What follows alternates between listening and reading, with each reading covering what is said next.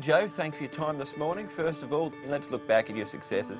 Starting off, Able Friend, the champion horse of Hong Kong, going into the Hong Kong Mile. What were your thoughts going into that race? My thoughts was the highest as possible, especially as he won the leading up race so well on the bridle. And I was very, very confident that he was going to make it. But I didn't think he was going to win as easy as he did. All 1,300 pounds of him, and away he goes.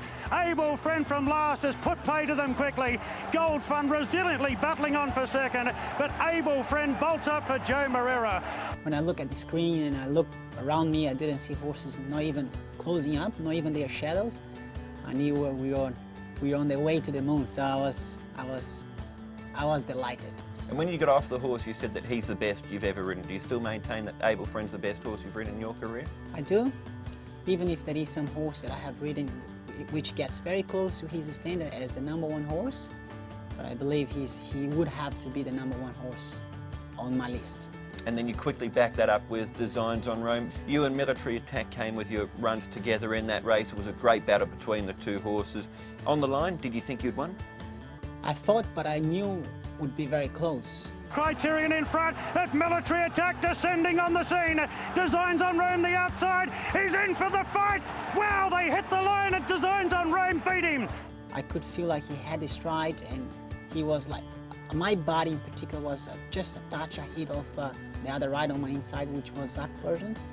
But I could feel I would have won the race, but I was only sure when I looked at the board and saw my number up. So I was delighted to be winning the race.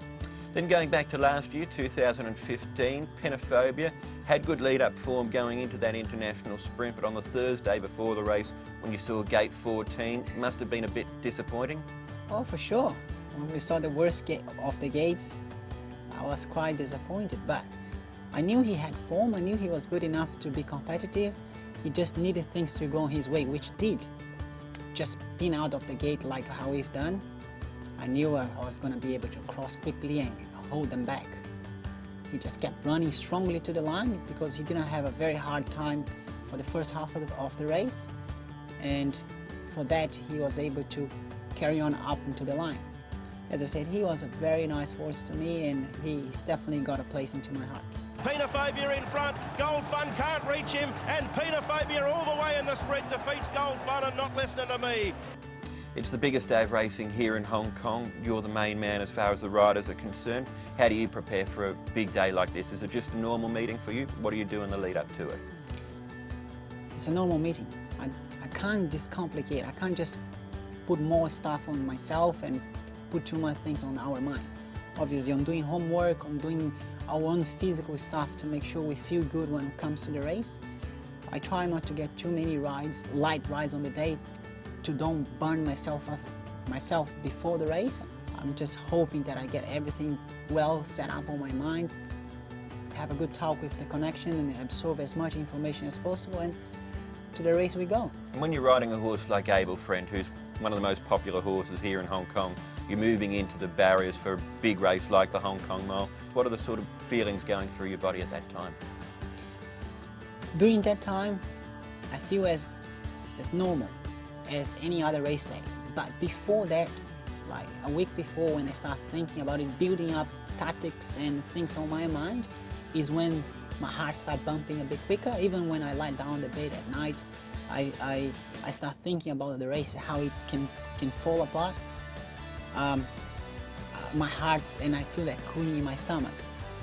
But I don't see it as bad. That I would call it as hungriness. I love win races, and you have to have plans to be able to do so. But look, on the race day itself, I more kind of find it funny when I look around me and I see others a bit more nervous and not panic, but you can see the excitement on the people, and I try to treat it as a normal race. We hope there's plenty more magic to come in the years ahead, Joe, and also on International Day. Thank you very much for your time. My pleasure.